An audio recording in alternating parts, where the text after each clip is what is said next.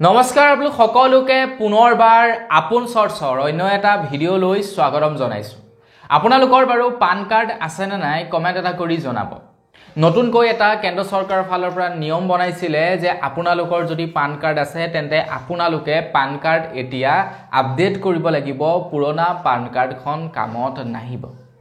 কিন্তু এতিয়া আপোনালোকৰ কাৰণে এটা ভাল খবৰ ওলাইছে। ইনকম টেক্স ডিপাৰ্টমেন্টৰ ফালৰ পৰা আপোনালোকৰ বাবে এটা সকাহ প্ৰদান কৰিছে, এটা ভাল খবৰ ঘোষণা কৰিছে।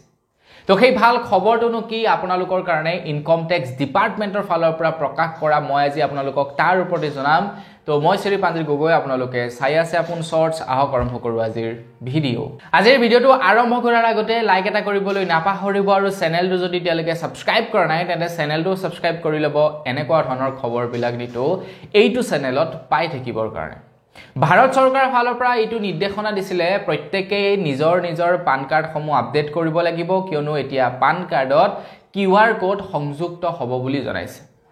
এতিয়া সম্পূৰ্ণ বিনামূলীয়াকৈ আপোনালোকে আপডেট কৰিব পাৰিব, কিন্তু তাৰ পাছতো আপোনালোকে বাৰু প্ৰকৃততে বিনামূলীয়াকৈ আপডেট কৰিব পাৰিবনে? যিমানবিলাক চৰকাৰে কাম প্ৰদান কৰে বিনামূলীয়াকৈ কৰিবৰ কাৰণে, তো সেই প্ৰত্যেকখিনি কাম মাত্ৰ 30% মানুহে বিনামূলীয়াকৈ কৰিব পাৰে, কাৰণ তেওঁলোকে ভালদৰে মোবাইল বা ইণ্টাৰনেটৰ বিষয়ে জানে। কিন্তু বাকি 70% মানুহে পইচা দি অৰুণোদয় কেন্দ্ৰ বা বিভিন্ন CSC চেণ্টাৰত গৈ কৰিবগে লাগে, কাৰণ তেওঁলোকে ইণ্টাৰনেটৰ বিষয়ে নাজানে বা ভালদৰে তেওঁলোকে অনলাইনত সেই কামটো কৰিব নাজানে বা ভয় কৰে কৰিবৰ কাৰণে। আৰু সেইবাবে চৰকাৰে যি নেকি পান কাৰ্ড আপডেটৰ কথা কৈছে, হয়তো সেয়া চৰকাৰৰ ফালৰ পৰা ফ্ৰীকৈ ঘোষণা কৰিছে, কিন্তু সেয়া মানুহবিলাকে কৰিবৰ কাৰণে কোনো এখন অনলাইন দোকানতে যাব লাগিব আৰু তেওঁলোকে তাত গৈ 100 টকা 200 টকা দি আপডেট কৰিবই লাগিব, যিহেতু সেইটো বাধ্যবাধকতা কৰি দিছিলে।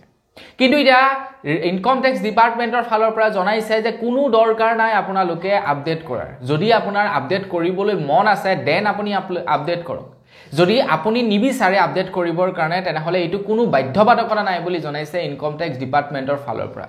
কৈছে যে আপোনাৰ যদি ইচ্ছা আছে নতুন এখন পান কাৰ্ড পাবৰ কাৰণে যিখনত নেকি QR কোড থাকিব, তেন্তে আপুনি আপডেট কৰক। যদি আপোনাৰ প্ৰয়োজনীয়তা নাই, আপুনি যদি ইচ্ছা নকৰে, আপোনাক নতুন পান কাৰ্ড নালাগে, তেন্তে আপুনি কোনো ধৰণৰ আপডেট কৰা দৰকাৰ নাই বুলি জনাইছে ইনকম টেক্স ডিপাৰ্টমেন্টৰ ফালৰ পৰা। মানে এক প্ৰকাৰে ক'বলৈ গ'লে প্ৰধানমন্ত্ৰী ডাঙৰীয়াৰ নিৰ্দেশনাক খাৰিজ কৰিছে ইনকম টেক্স ডিপাৰ্টমেন্টে। ইনকম টেক্স ডিপাৰ্টমেন্টে কৈছে আপুনি যিটো পুৰণি পান কাৰ্ড ব্যৱহাৰ কৰি আছিলে সেইটোৱেই চলিব, সেইটোৱেই আপুনি ব্যৱহাৰ কৰি থাকিলেই হ'ল, আপুনি নতুনকৈ পান কাৰ্ড বনোৱাৰ প্ৰয়োজনীয়তা নাই বুলি জনাইছে। কিন্তু এইখিনিতে আৰু এটা কথা হৈ গ'ল কি, যদিহে আপোনাৰ পান কাৰ্ডটো হেৰাই গৈছে, যদি পান কাৰ্ডটো আপোনাৰ ধৰি লওক পকেটত লওঁতে তাৰ সিগনেচাৰ নাইকিয়া হৈ গৈছে, ফটো অকণমান বেয়া হৈ গৈছে, তেন্তে আপুনি আপডেট কৰি লওক, সেইটো বেয়া নহ'ব। কিন্তু তো আপোনালোকে কেনেকৈ আপডেট কৰিব বা আপোনালোকে কেনেকৈ এপ্লাই কৰিব নতুন এখন পান কাৰ্ডৰ কাৰণে, তো আপোনালোকৰ যদি NSDL-ত পান কাৰ্ড বনোৱা আছিলে তেন্তে আপোনালোকে onlineservice.nsdl.com/PWM/reprint-epan.html এই ৱেবছাইটটো টাইপ কৰিব। আৰু যিসকলে নেকি UTI পৰা পান কাৰ্ড বনাইছিলে তেওঁলোকে www.pen-utisl.com/reprint.html এই ৱেবছাইটটোত গৈ ৰিপ্ৰিণ্ট কৰিব পাৰে বুলি জনাইছে। গতিকে আপোনালোকৰ বাবে এইটো এটা ভাল খবৰ। যদি আপোনাৰ প্ৰয়োজনীয়তা নাই তেন্তে বাদ দিয়ক, 100-150 টকা এনে ভৰিবলৈ। ঘৰখনত যদি 5জন মানুহ আছে 500 টকা এনে যাব, গাহৰি মাংস আনিব, একদম মজাছে ভাত বনাই খাই দিব। যদি আপোনাৰ পইচা ঢেৰ আছে তেনেহলে যাওক কৰকে আপডেট, মই তাত ক'ব লগা একো নাই। কিন্তু যদি আপোনাৰ পইচা পাতিৰ প্ৰয়োজন মানে প্ৰব্লেম আছে তেন্তে নকৰিলেও হ'ল, কোনো কথা নাই। যদি ফ্ৰীতে আপুনি নিজে কৰিব জানে মোবাইলৰ পৰা তেন্তে কৰি লওক, সেইটো কথা নাই। নিজে যদি জানে বোলে মই কৰিব জানো তো কৰি লওক, মই যিকেইটা ৱেবছাইট ক'লো সেইকেইটাত গৈ কৰি ল'লে হ'ল, হয় না?